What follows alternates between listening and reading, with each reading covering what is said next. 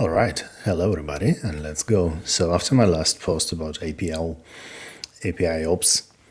Cycles method on how to design your APIs as an API product manager from a business perspective, right?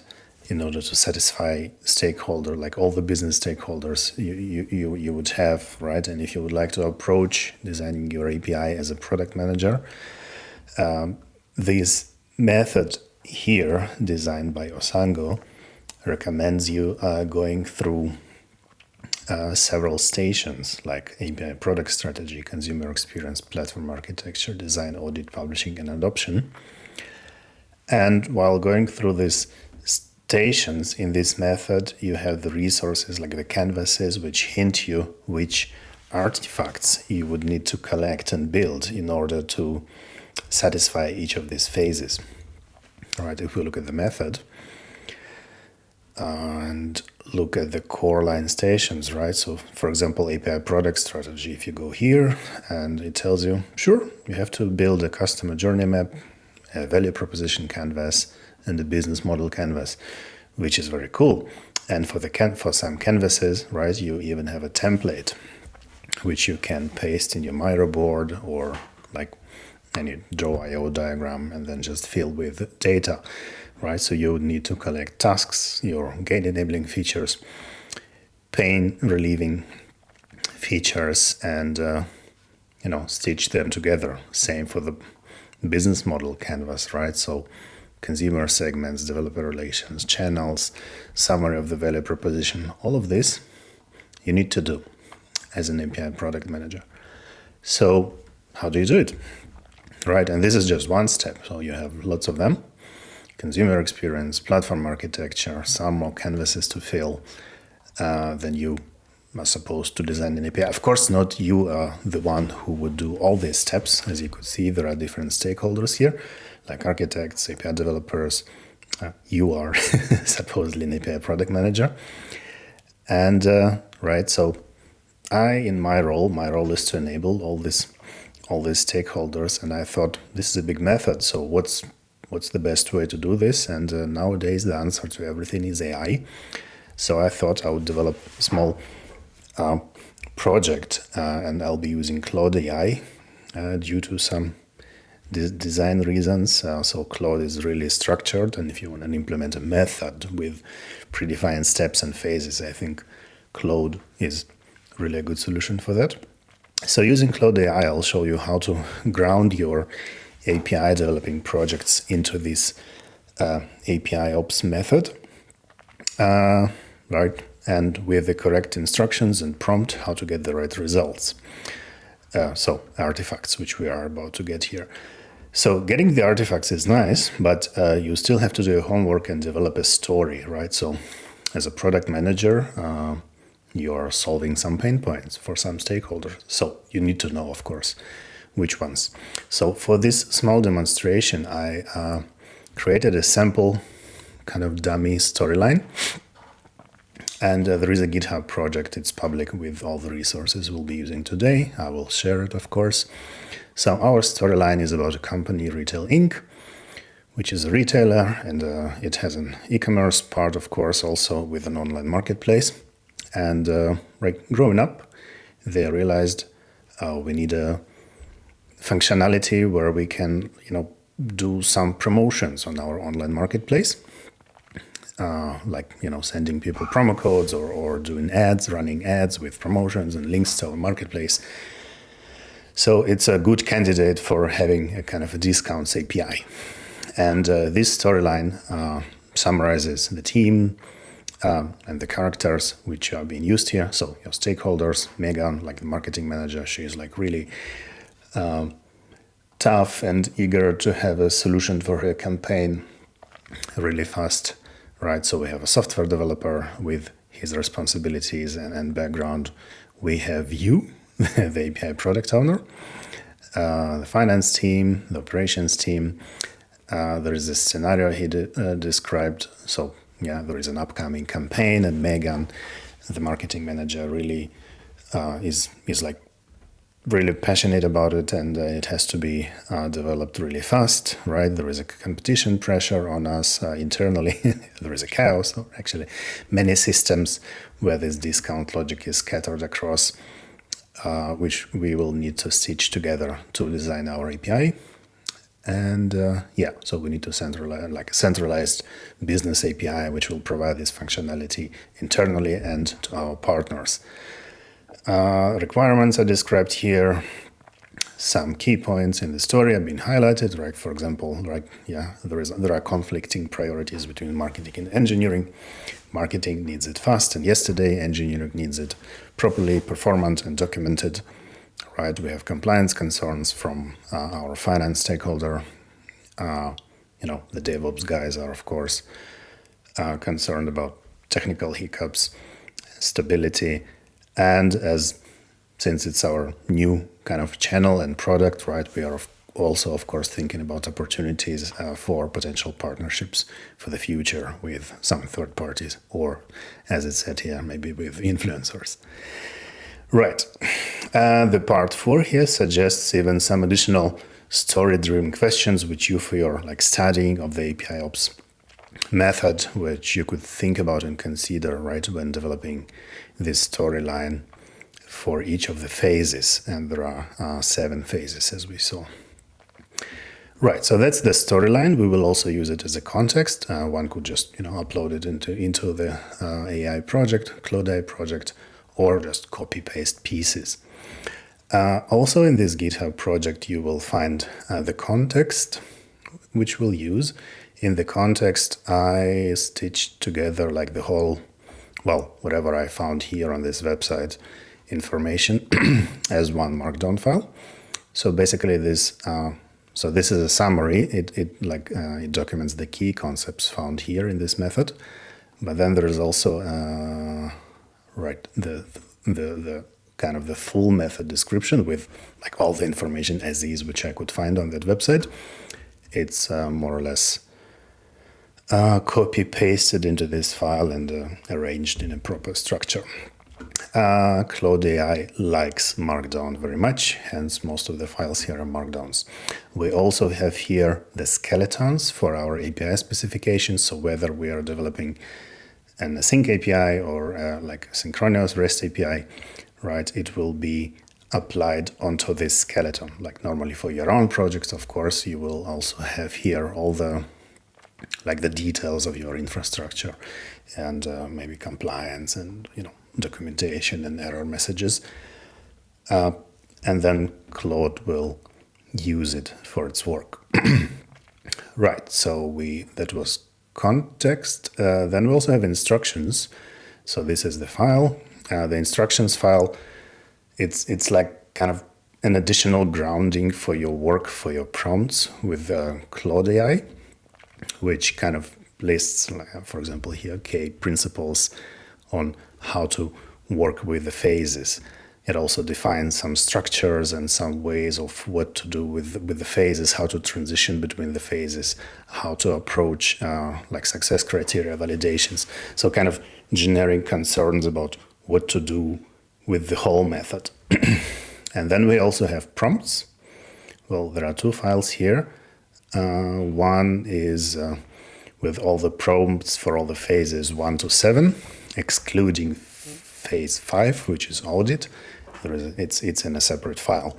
So, right, for example, I'll show you an example where you taking this whole prompt up to success criteria, right? So you would copy it and paste it into your chat.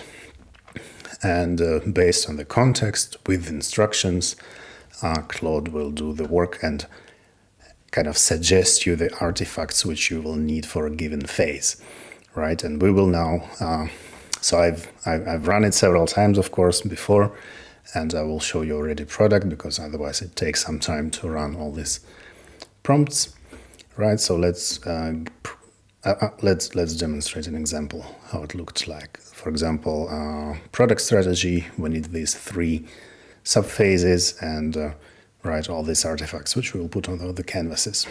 So in Claude, I have a project. I created a project with this name. As I mentioned, we take all the files from the GitHub project, the async skeletons, the rest skeleton, right, the method descriptions, put it as a content, right? So I uploaded it here, all these files. Then here I also specified the instructions, right? I just copy pasted actually this whole file. I prefer to use the raw format, so the raw markdown format, even despite Claude says here. So it's actually, so this window does not support formatting, but internally Claude will process it. And as we said, Claude likes structures a lot. So I just, everywhere, whenever I need to copy paste prompt or instructions, I use the raw markdown syntax. So these are the instructions. And then, so the next thing I did, I just, as I mentioned, copied the first prompt, right? Again, raw. So I took it from here until here, copy pasted here in chat and launched it. And this is the result. So it's like one big chat with all the phases. And let me show you how it looked like. So scroll to the beginning. So, right, so this is my prompt. I pasted it. Then Claude starts typing the answers. This is a neat concept. I was kind of testing how it would work. So there is a concept that you could keep like a context of your work with a decision log if within your project you need several chats, and then in order to share the kind of decisions and context between the chats, you could use this format. I'm not actually using it, but I asked, like as part of the instructions, to generate this decision log. It's just there, it's not been used. But the main part is here. So here, Claude starts generating our customer journey map, right? This is what we asked in the first prompt. We identify the touch points, right? Gains and pains, select a priority journey. So this is the first part. So first Claude decided to draw me a small journey here, right? I guess it's, I think it's mermaid code, right? So here we have a journey. As Claude kind of understood it from our storyline. Again, a reminder, we uploaded the whole storyline as a context into the project. Alternatively, if I wouldn't do this, Claude would ask me to describe all my stakeholders, ideas, stories that I have. It's all also part of the instructions. But since I have it, Claude just says, okay, so here are the results, right? There's an analysis of all the key touch points, critical pain points, desired gains, as Claude understood it from the requirements, and it selected a priority journey already. So discounts code redemption, right, with the rationale. Alternatively, I could select another priority journey, right? So from here on, when it's finished, I can communicate with it here and ask like to change the priority journey or expand on some additional touch points, right? So I can continue communicating, kind of fine-tuning the results of this phase. And then in the end, these are the artifacts which I needed for my customer journey map. So then the next prompt is kind of part 1.2. We need our artifacts for value proposition canvas, right? So this is the prompt, and then this is the result. So it's helping me, very good. Then according to the prompt, we are getting consumer tasks, gain enabling features, pain relieving features, feature mapping. So all the artifacts which I'm actually needing on this map, according to the story, are being analyzed, right, with some additional recommendations. But actually, this is the result. The nice thing in Claude, that according to instructions, it will try and attempt to write all the kind of resulting artifacts as documents, right, which we see here. So this is a document. I can show you. So all these artifacts are the resulting work of all the phases, of all the prompts. which I collaborated on within this chat, right? And this is my context, sorry. So, right, again, I can see I can actually add them to the main project as a context. So maybe in the next chats, I could reuse these results. I can share them, publish, download, and use somewhere else, right? And once I have this document, if I'm right after the query collaborating on these results, this document's content will be updated. So, which is also a neat feature of Claude. That's like the main reasons why I decided to do it with Claude and not ChatGPT. Right, and so it goes on. So the next step, we want to have the business model canvas artifacts. Right, so this is prompt number 13. This is this one. And the result of the business model canvas. So the artifacts for that canvas, right? This is the canvas, as we remember. And we need the consumer segments, channels, developer relations, etc. We can find them here. Right, so we will not now verify all the single bullet points here, but I assume most of them are valid according to the story, right? The idea is that you, as an API product manager, of course, after each such query, you fine-tune it based on the stakeholder feedback, right? So it's not just, you can, of course, generate everything just one after another. That's what I've done here. It takes several minutes, right? I guess in the real life, if you would be doing this according to the method by yourself, it would take days, I guess. So days versus minutes, that's what we get with AI. And lots of ideas and summaries and like aggregations of our storylines and of the feedback of all the stakeholders. That's what AI is good for.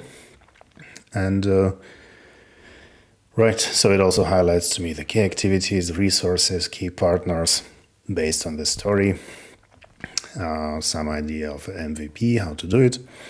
Right, so here we go on with the prompts. Phase 2, the API consumer experience, is actually the fine-tuning of all the results of the phase 1.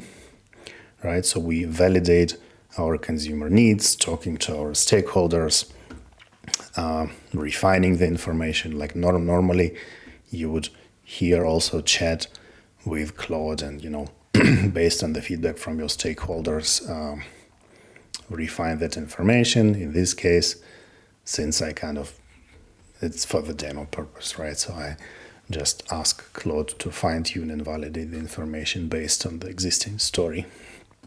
So, right, you have interview results with all the stakeholders. Of course, it's imaginary. But this is how it would look in real life, yeah? Then phase 3 starts with API platform architecture. In this case, so these are kind of the artifacts for the architecture as you would approach it as an architect, right? So where is my data? How my data looks like? What's the speed of my data, right? Is there any entropy? So the first questions answered is the location of all the data, right? So if you look at the map here, so consumer experience, and then here is the platform architecture. So we need these 3 subphases, right? So data in the systems, are there any regulatory compliance issues to be mentioned, right? And then we could put all the results here for the visibility, for the stakeholders, like C-line executives. And these are the results. Right, you could use them as is if your storyline is really good and deep and detailed, or you can talk to Claude and talk to stakeholders, and based on all that feedback, put it here into context and ask Claude to summarize, and you will get these results, which you then can put on your canvas. So, which is again neat, which is again a lot, right? It kind of tries to analyze are there any regulatory complaints. So we will have to take care of GDPR, of course, or even some which I'm not aware about. So I don't know what SOX, but yeah. Right. So This is really helpful, I think. Platform architecture. Step 2 is capacity planning. Right, so these are the results of the capacity planning.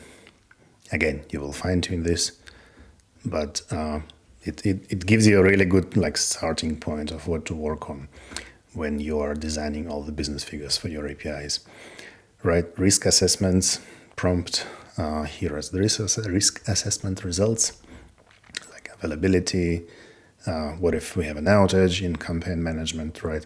So it really tries to assess you what it would cost you, what to do, what's the impact, what are potential risk mitigation scenarios, etc.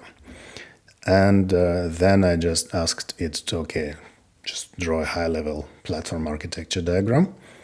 This is the result, very high level. And again, this is Mermaid, just to have an idea what are the components, how they are aligned with each other, according to our story. And I think this is pretty accurate. Of course, in the real life, this will be this depends on your company, on what you're doing, and your exact use cases. But this gives you a context, visual understanding what you're working with. You can discuss it with your team. You can fine-tune the details. And then based on these details, you can improve the risk assessment or make a more detailed roadmap. Right. Phase 4 is API design. So the first step of API design is define the core concepts of our data, standard data mapping, and kind of freshness requirements. So these are the results. We have these are the core concepts, right? We will have two main concepts, like a campaign and promo code. Again, I haven't decided it. This is all concluded by Claude. I could ask it to make different things, but in this demo, I just went with what it suggested. Relationships, data standards mapping, which is a really great thing. If you you don't have to remember all this. That's the best thing about AI, right? It also includes kind of a JSON schema specification for my objects and some examples. Well, at least one example for a campaign, not for the promo code. So I could ask here to provide additional example. The next step is the design, kind of REST API design for these endpoints. And what was here? I think the first attempt was... Oh, no, it was actually good. So, right, so this is the REST API based on the skeleton which I uploaded in the project context, sorry. So it actually reusing it, right, and then kind of applying the discounts API on that skeleton, which is really detailed, right? It includes the campaign kind of CRUD functionalities, and I guess, right, and then also validation of the promo codes, and then also the bulk feature for potential partners or influencers. So it's all really detailed and great, including some error handling, right? And then also it decided to provide me an idea of rate limits, which and the caching strategy, right? And which I think it's great. You don't think about this out of the box always. So, right, in case you've forgotten, Claude has you with all these prompts. The next prompts are from the standalone audit file. It's standalone because it's big. I somehow decided to really put a lot of information into the audit because I think it's complex, but nevertheless it's doing a great job. So, So the next subphase of the design is specification for the events, right? In our architecture, we will also be generating events for the codes. So whenever the codes are being, created, validated, etc. I honestly haven't verified it yet, but it again reuses our skeleton, and on the first side looked great. Right, we will have discount redemption event, cancellation event, state update. This is really opinionated, I can say, but it would work. Right. Then MVP prioritization. Okay, so the 404, it would be an MVP prioritization. So what's what's my MVP based on the architecture and the priorities and the designs. I won't read through it, but it's here. And okay, so here's finally these are the standalone prompts. Phase 5. It consists of 1, 2, 3, 4 sub prompts. Actually, 5 sub prompts for the audit. So the next 5 sub prompts here are regarding the audit.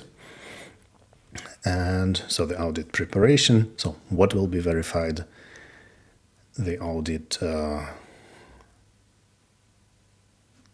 So this is the preparation. Then, okay, the 5.2 is actually conducting the audit. So we have the findings.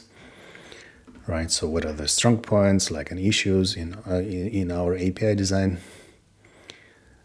Right, so really lots of steps, everything according to these definitions, right? If we go here into the API audit, so we need to prepare it, conduct, and report.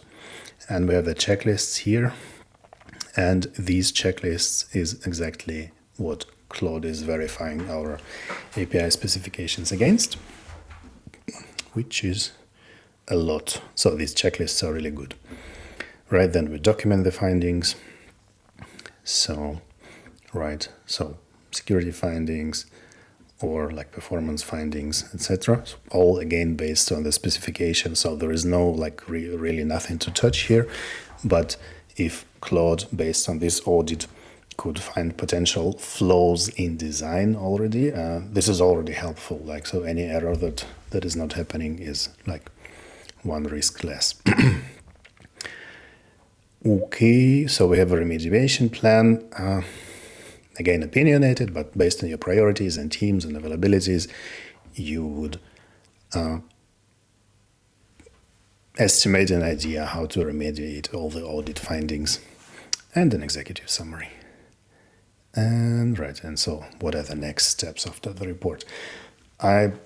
This is again very abstract and very opinionated, very depends on your current situation, but it's again a good start. Like on, if you don't know how to do this, you could always look at this example and then apply it according to your current conditions and your current company situation. Phase number 6 is prepare the publishing, like we are going live, kind of, or like, so these are the publishing packages. What will I need to right before I actually go live? So documentation, develop a portal for my API, and here they are. Right. So when you are designing the documentation for your API, right. Again, it's according to your current situation, depending on the tools which you are using in your company.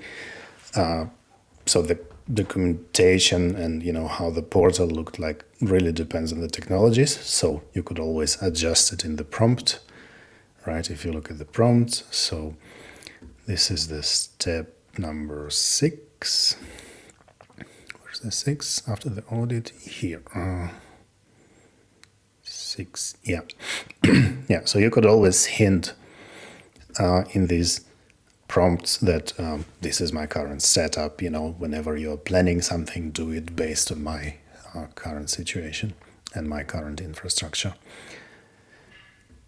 Step number 7 is API adoption, right? So this is more or less your work with the product when it's already live, right? So how to make all the stakeholders, how to kind of pursue the success of your API with metrics, collecting feedback, how to prepare the onboarding process for all the stakeholders. And here is our adoption strategy, right? Including the onboarding process, integration hints for Dario's team, right? So these are the card developers, and more details on the metrics and how to collect the feedback, etc., etc. Really lots of helpful information. So actually that's the end. according to the prompts, right, I can continue working with Claude and ask additional questions. So to fine-tune the results, to maybe imagine another phase 8 or whatever. But all this information is public. I don't say it's perfect. It's actually one of my first drafts and first attempts to develop these kind of projects. So I just started doing some prompt engineering stuff. But I think it's really helpful, right? So as an API product manager, you would first really have to do some work around your story, right? Developing your storyline for your API.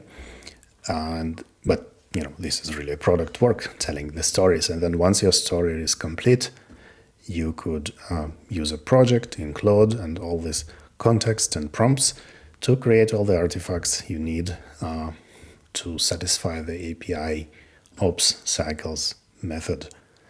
I hope you liked it. Feel free using it. Feel free to suggest improvements, fork, clone, it's yours. I will, on my side, also do some additional work and fine-tune the method to fit my needs, or like kind of some generic applications, so there may be updates to this project. I hope it's useful. Enjoy and Happy New Year.